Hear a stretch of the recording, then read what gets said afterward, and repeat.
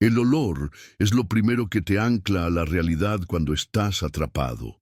Antes era el aroma a tierra húmeda y a esmalte de mi taller en Puebla. Ahora es una mezcla agria de desinfectante, sopa de sobre y la profunda tristeza del olvido. Abro los ojos y el techo no tiene las vigas de madera que vieron nacer a mi padre. Tiene manchas de humedad que parecen mapas de países que nunca visitaré. A mi lado no está mi torno de alfarero, sino una mesita de metal con un vaso de plástico. A lo lejos, no se oye el rugido del horno, sino el lamento de un televisor siempre encendido y las toses secas de otros hombres que, como yo, han sido dejados aquí para morir. Les hablo desde este lugar, un asilo público en las afueras de la ciudad. Es importante que entiendan dónde estoy, porque sólo así podrán comprender la magnitud de la traición. Mi cuerpo, a mis 75 años, es un mapa de dolores. Una cadera que cruje con cada movimiento, una quemadura en el antebrazo que nunca sanará del todo, y un corazón que mi propio hijo se encargó de romper en 1000 pedazos. Él cree que me ha borrado, que me ha archivado en este depósito de ancianos, pero se equivoca. Este lugar no es mi tumba, es mi fortaleza, y desde aquí, desde el epicentro de mi humillación, he comenzado a planear la última y más bella de mis creaciones, mi justicia. El recuerdo es un fuego que la morfina no puede apagar. Fue hace un mes.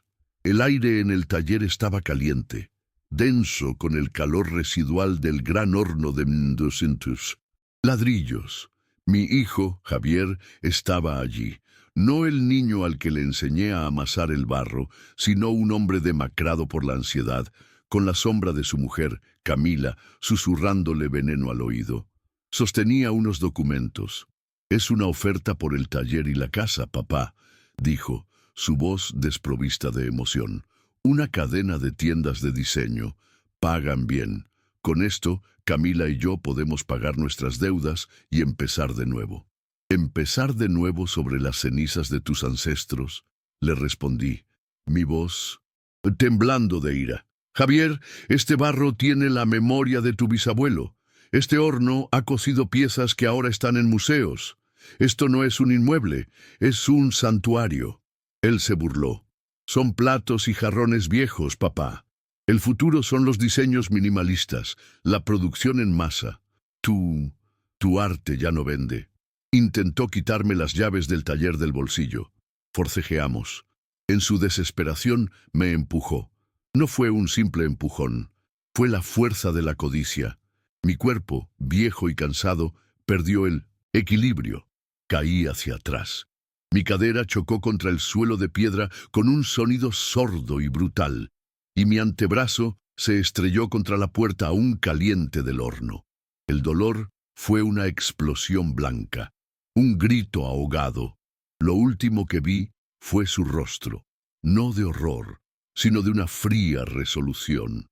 Vio a su padre en el suelo, retorciéndose de dolor, y lo único que hizo fue tomar las llaves del suelo y marcharse.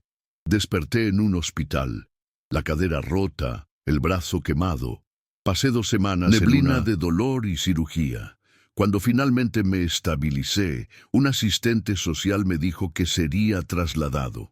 Yo, en mi inocencia, pensé que iría a un centro de rehabilitación, pero la ambulancia no me llevó a un lugar de sanación. Me trajo aquí. Vi a Javier firmando los papeles de mi ingreso, entregando mi poder notarial que me hizo firmar con engaños hacía años. Le dijo a la directora que yo sufría de demencia senil, que no tenía a nadie más. Evitó mi mirada, dio media vuelta y me abandonó. Cuando la familia que criaste con tus propias manos te quita todo, solo te queda la fe. Suscríbete si crees que con Dios a tu lado ninguna batalla está perdida. Un anciano en la silla de ruedas de al lado gime. La enfermera le habla con una paciencia cansada. Este es mi nuevo mundo, un mundo de esperas y finales, pero para mí es un comienzo. Mi nombre es Arturo. Soy maestro alfarero, especialista en la Talavera de Puebla, y mi hijo acaba de cometer el peor error de su vida. Mi padre me enseñó una de mis frases de oro. Me lo dijo mientras sacábamos del horno una pieza que había sobrevivido al fuego intenso. El barro, como el alma de un hombre, debe pasar por el fuego más intenso para mostrar su verdadera fuerza y su color más brillante. Yo estoy en el fuego ahora y estoy a punto de mostrar mi verdadero color. Mi esposa, Sofía, era la que tenía el pulso de artista. Sus manos no pintaban, danzaban sobre las vasijas. Ella era la guardiana de los colores. Intentamos enseñarle así. Javier, recuerdo un día, tendría 12 años. Le dimos un plato para que lo pintara. Se frustró con la finura de los detalles, lanzó el pincel y dijo: ¿por qué no usamos una plantilla? Sería más rápido. Nunca entendió que la belleza de la Talavera está en su imperfección humana, en la huella del alma del artesano. Se fue a la ciudad con Camila a abrir una galería de diseño de interiores. Vendían copias baratas, muebles sin historia, arte sin alma. Fracasaron, como fracasan todas las cosas que no tienen una verdad dentro. Y las deudas los trajeron de vuelta a mí, no buscando refugio, sino buscando algo que saquear. Y ahora estoy aquí, un número en un expediente, un viejo en una cama. Javier cree que lo tiene todo: el taller, las llaves, el poder para venderlo. Cree que el valor estaba en los ladrillos y en la ubicación céntrica. Pero se olvidó de algo. En su prisa por deshacerse de mí y de mi viejo arte, se olvidó del tesoro real. No está en las piezas terminadas, está en el conocimiento, en el viejo diario de mi bisabuelo, escondido bajo una baldosa suelta en el piso del taller. Un diario con las fórmulas de los pigmentos, los secretos de la mezcla de barros, de las temperaturas del horno. Y entre todas esas fórmulas está la más importante, la que los coleccionistas de todo el mundo creen perdida para siempre. La fórmula para el azul cobalto eterno, un pigmento que no se apaga con los siglos, un azul que parece tener luz propia.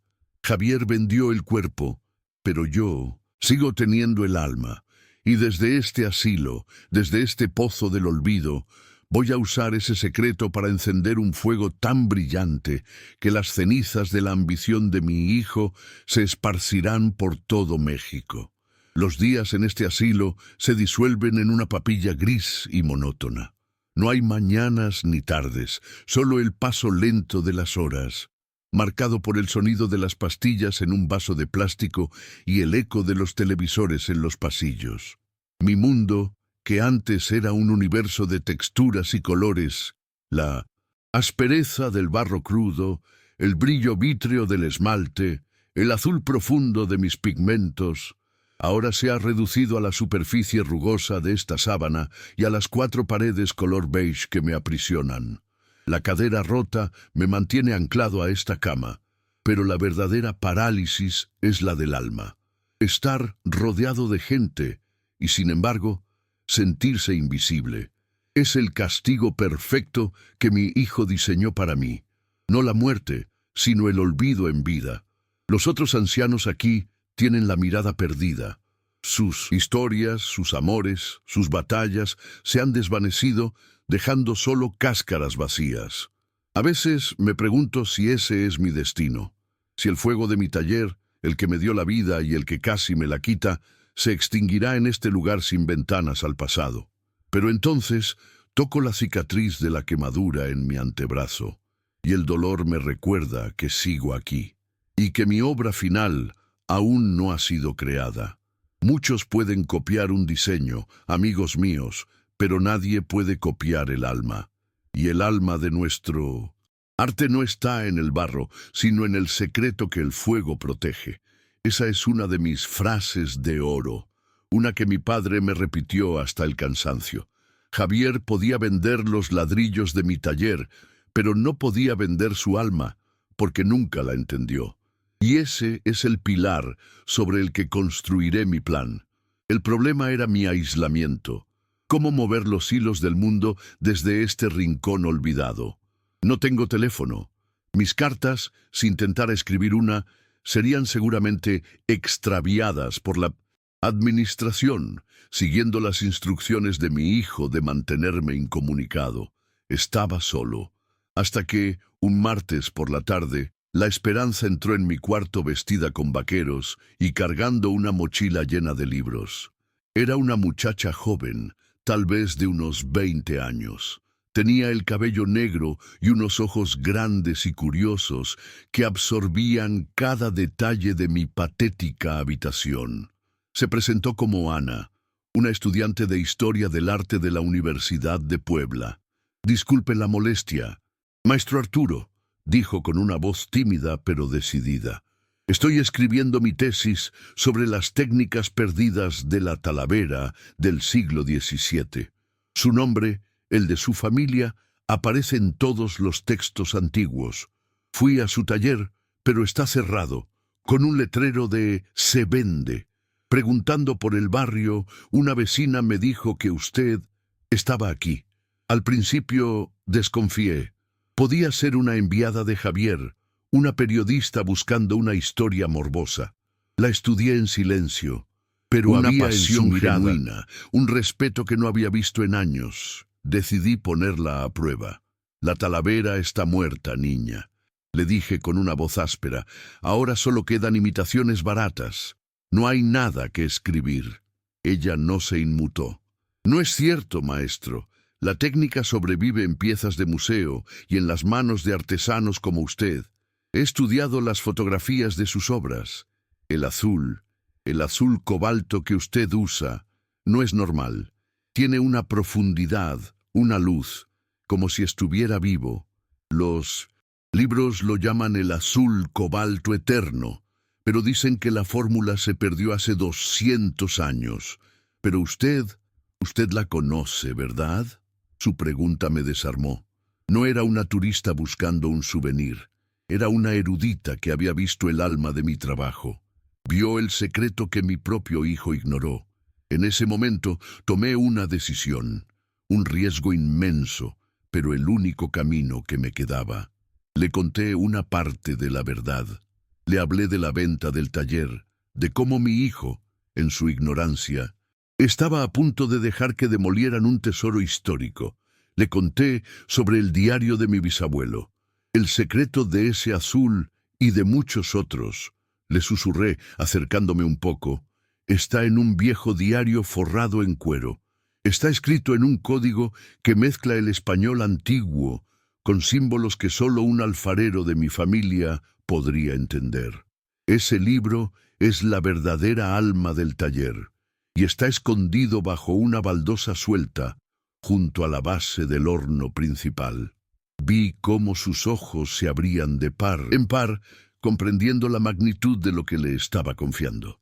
Javier lo destruirá todo cuando los desarrolladores entren. No le importa la historia. Necesito que alguien rescate ese diario, que lo ponga a salvo. La miré fijamente. Es una locura pedirle esto a una extraña.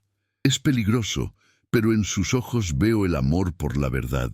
¿Me ayudaría? Ana se quedó en silencio, procesando la enormidad de mi petición. Estaba pidiéndole que entrara en una propiedad privada, que se arriesgara a ser descubierta por mi hijo. Pero entonces su rostro se endureció con una determinación que me recordó a mi Sofía. «No soy una extraña, maestro Arturo», dijo con firmeza. «Soy una guardiana de la historia, igual que usted. Considere ese diario rescatado. Dígame exactamente qué debo hacer». Mientras le daba las instrucciones precisas, el plano detallado de mi taller que existía en mi mente, me sentí vivo de nuevo. El plan ya no era un sueño solitario, tenía una aliada, una cómplice. Cuando se fue, prometiendo volver en 2 días, la habitación ya no me parecía tan gris. La esperanza, amigos míos, es el pigmento más brillante de todos. Y por primera vez en mucho tiempo sentí que mi vida volvía a tener color.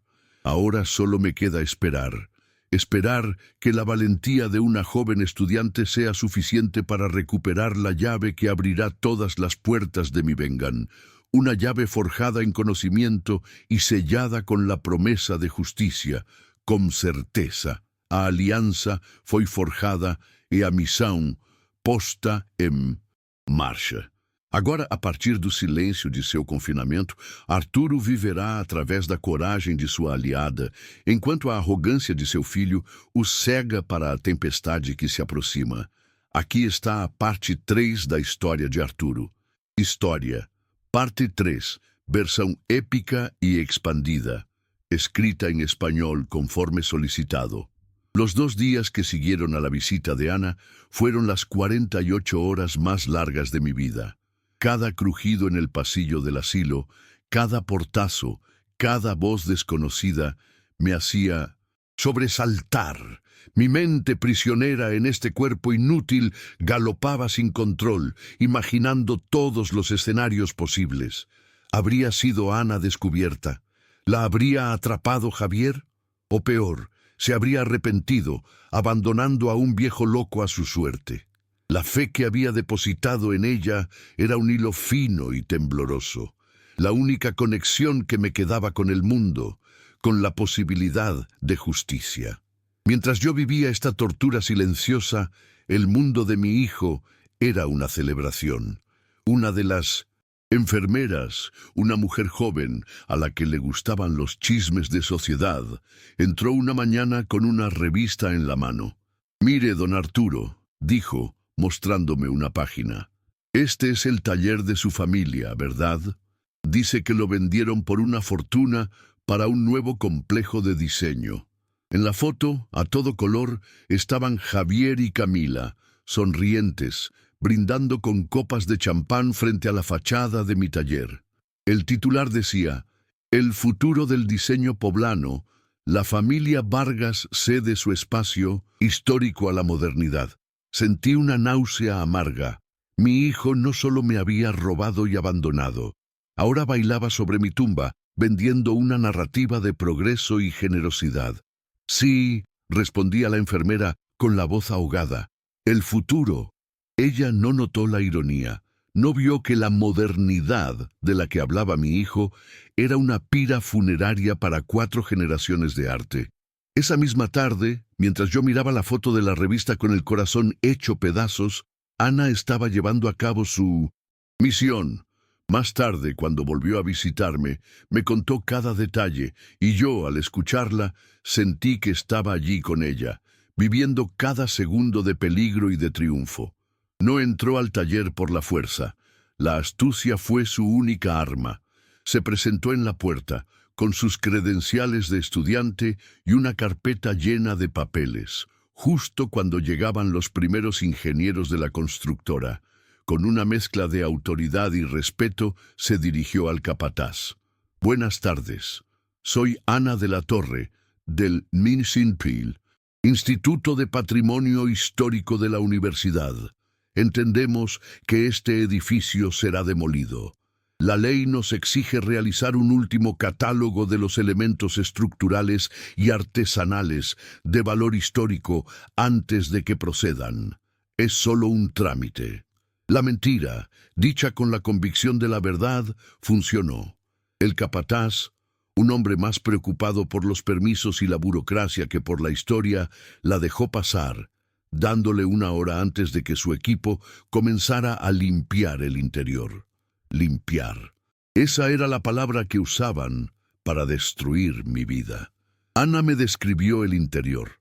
Era una escena de desolación. Mis herramientas tiradas por el suelo, sacos de barro rajados, piezas a medio terminar rotas en las esquinas. El alma del lugar había sido profanada. Con el corazón en un puño, se dirigió directamente al gran horno de ladrillos. Tal como le indiqué, contó 3 baldosas a la izquierda desde la boca del horno. La tercera parecía idéntica a las demás, pero al presionarla en una esquina, se movió ligeramente. Justo cuando se arrodillaba para levantarla, oyó voces en la entrada. Era Javier discutiendo con el capataz. El pánico la invadió. Sin pensarlo, se metió en el hueco oscuro y frío del horno apagado, rezando para no ser vista. Desde allí oyó la conversación, oyó a su propio hijo reírse. «No se preocupen por el desorden», le decía al ingeniero. «Tiren todo. Lo único que importa es la estructura.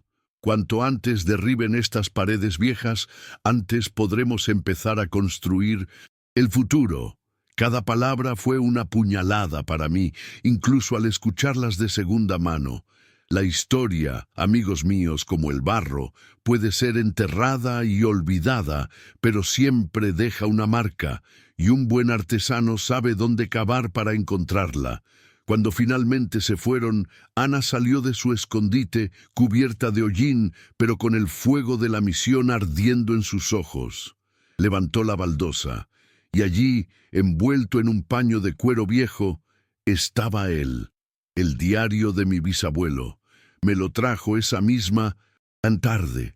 Cuando lo tuve en mis manos, sentí una corriente eléctrica. El olor a cuero antiguo y a tinta de nogal era el olor de mi linaje. Lo abrí con manos temblorosas. Allí estaban los dibujos, los símbolos, la caligrafía elegante de un hombre que vivió hace más de un siglo. Y en la primera página, una dedicatoria para mis hijos y los hijos de mis hijos. Que este libro no sea una cadena que los ate al pasado, sino unas alas para que su arte vuele hacia el futuro. Lloré. Por primera vez, desde que llegué a este lugar, lloré. No de tristeza, sino de gratitud. Mi legado estaba a salvo. Y ahora, ¿cuál es el plan, maestro?, preguntó Ana, su voz suave pero firme. Miré el diario, y luego la miré a ella. El plan se había vuelto más claro y más grande que una simple venganza. Este libro no es una reliquia familiar, Ana. Es un documento histórico. Es patrimonio de Puebla, de México. Mi hijo quiere vender un edificio. Nosotros vamos a demostrar que lo que intenta vender es un monumento nacional. La nueva estrategia nació en ese instante, en ese cuarto gris de asilo. Ya no se trataba de una cata o una exhibición. El golpe sería legal, institucional, irrefutable. «Irás al Instituto Nacional de Antropología e Historia, al INAH», le dije, «no como una estudiante, sino como la descubridora de un tesoro. Les presentarás este diario, les contarás la historia, les pedirás que declaren el taller como un sitio de valor histórico protegido. La ley federal detendrá esas excavadoras antes de que puedan encender sus motores». El rostro de Ana se iluminó. Entendió la genialidad del plan. No era mi palabra contra la de mi hijo. Era la historia de México contra los planos de un centro comercial. Una batalla que Javier no podía ganar. Se fue del asilo esa tarde no como una estudiante, sino como una embajadora del pasado. Llevaba en su mochila no solo un libro viejo, sino el poder de detener el tiempo. Y yo me quedé en mi cama, observando cómo la tarde caía sobre Puebla. La victoria de Javier, celebrada en las revistas, estaba a punto de convertirse en polvo. Su futuro, que él creía brillante y moderno, estaba a punto de ser detenido por la caligrafía de un hombre muerto hace 100 años. Los días que siguieron a la partida de Ana fueron una lección de fe. Yo, un hombre de barro y fuego, tuve que aprender a tener la paciencia de la piedra. En este asilo, el tiempo no corre, se arrastra. Cada comida insípida, cada noche de insomnio escuchando los lamentos de otros ancianos, era una prueba. Me aferraba al recuerdo del diario de mi bisabuelo, a la mirada decidida de esa joven estudiante, y rezaba. Rezaba para que la historia, esa fuerza invisible y poderosa, acudiera en mi auxilio. Mi cuerpo seguía atrapado, pero mi espíritu estaba en las oficinas del Instituto Nacional de Antropología e Historia, luchando su batalla silenciosa. Mientras yo esperaba, Javier celebraba. La vecina que a veces venía a traerme fruta a escondidas, me contó que vio a mi hijo y a Camila saliendo de una notaría, riendo a carcajadas. Habían firmado el contrato final de venta. Estaban contando los billetes que aún no habían recibido.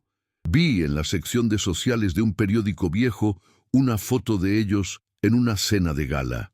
El pie de foto los describía como la joven pareja que está modernizando el paisaje histórico de Puebla.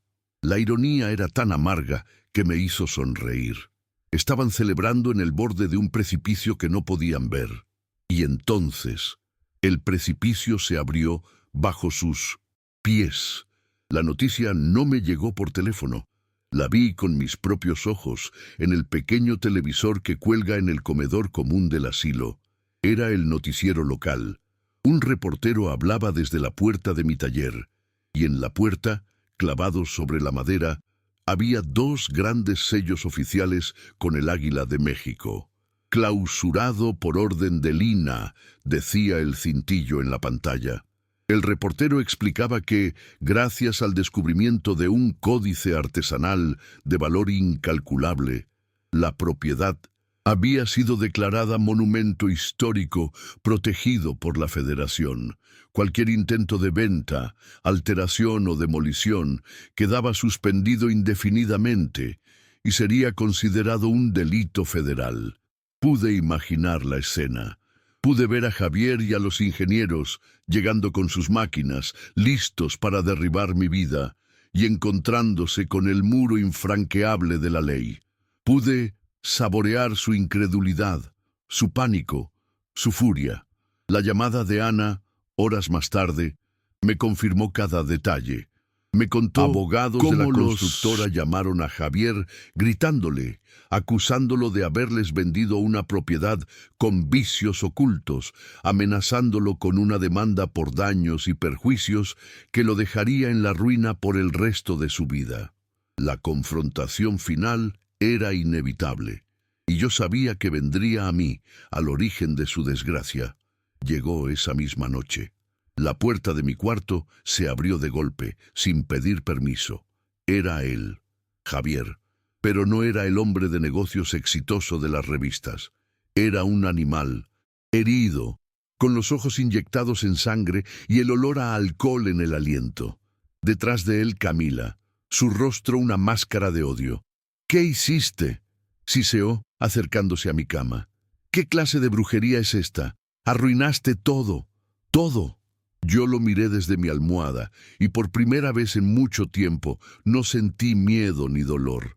Sentí una calma inmensa, la calma del alfarero que saca su obra del horno y sabe que ha salido perfecta. Yo no hice nada, Javier. Fue la historia la que habló. Una historia que tú intentaste enterrar bajo cemento.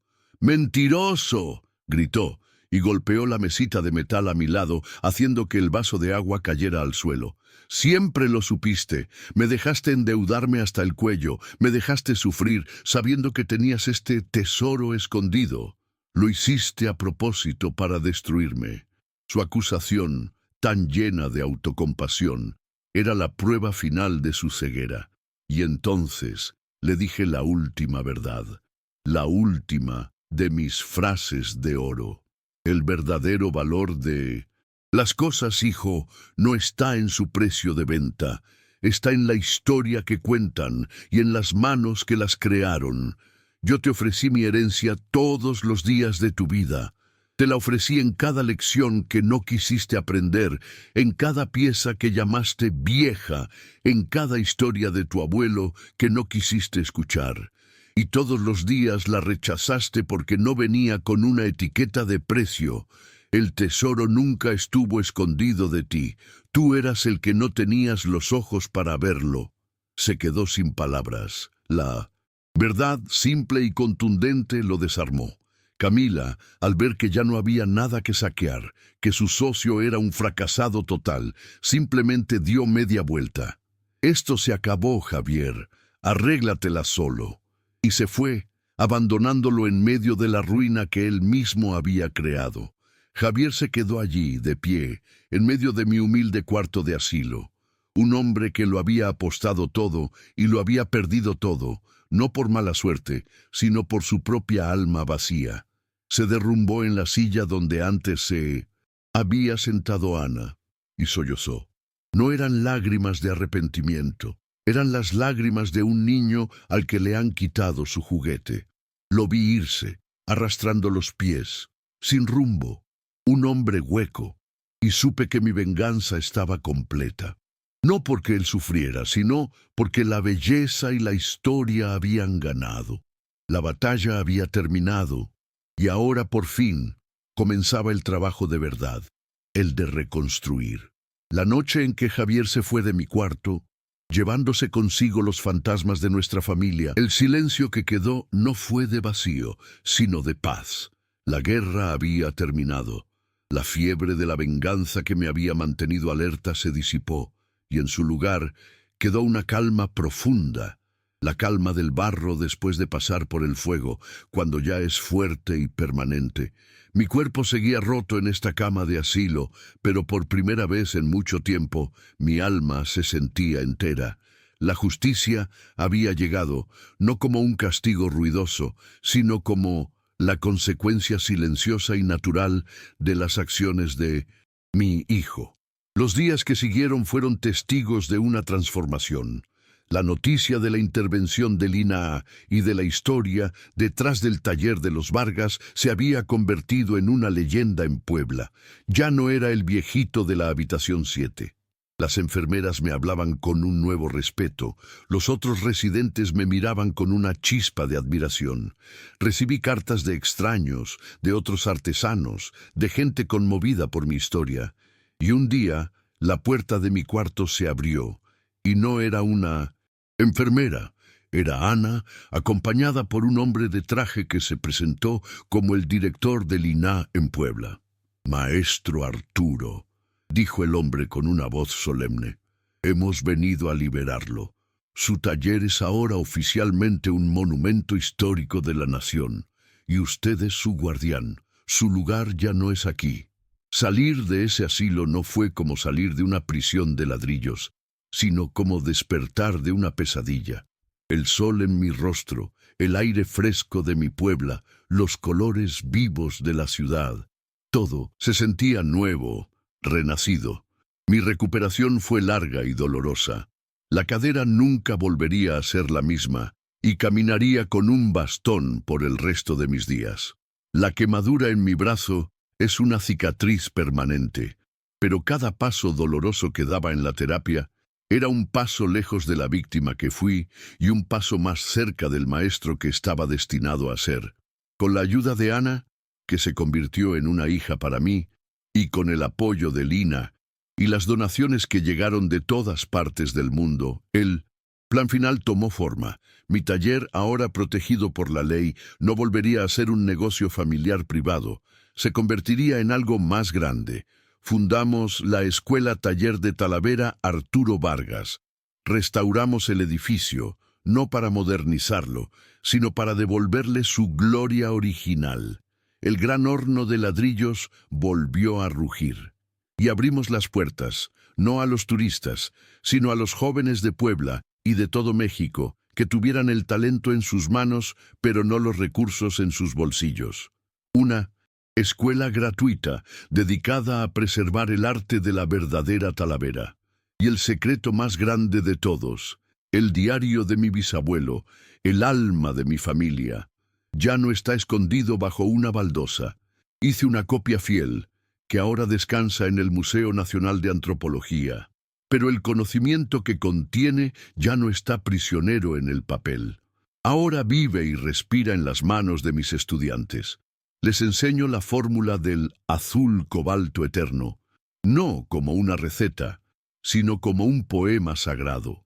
El secreto que mi hijo intentó vender por unas monedas, ahora yo lo regalo a aquellos que demuestran tener un corazón puro y el respeto por la tradición. Hoy les hablo desde el patio de mi taller. El aire huele a barro húmedo y a sueños cumpliéndose.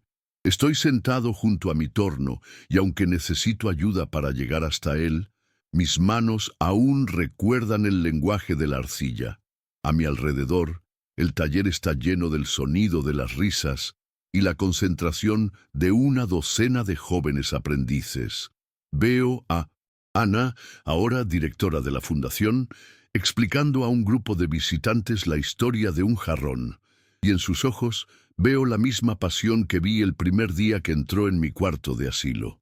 Un joven se me acerca y me muestra un plato que acaba de pintar. Ha usado el azul, y en el brillo de ese color veo el reflejo de un futuro que es más luminoso de lo que jamás imaginé. No sé qué fue de Javier, no he vuelto a saber de él, y rezo para no saberlo. Mi corazón ya no tiene espacio para el rencor. Al final, descubrí que un hombre no es lo que posee, sino lo que crea. Mi hijo me quitó mi casa y me abandonó en un lugar de cenizas, y Dios, a cambio, me dio un hogar lleno de artistas y un propósito que me mantendrá vivo para siempre. Y ese, amigos míos, es un legado que ninguna codicia puede destruir. Gracias por escuchar mi voz. Si crees, como yo, que la bondad y la dignidad son nuestra mayor fortaleza, suscríbete para no perder ninguna de las historias que nacerán aquí. Me llenará de fuerza saber que no estoy solo, así que por favor, dime en un comentario desde qué parte del mundo me estás viendo.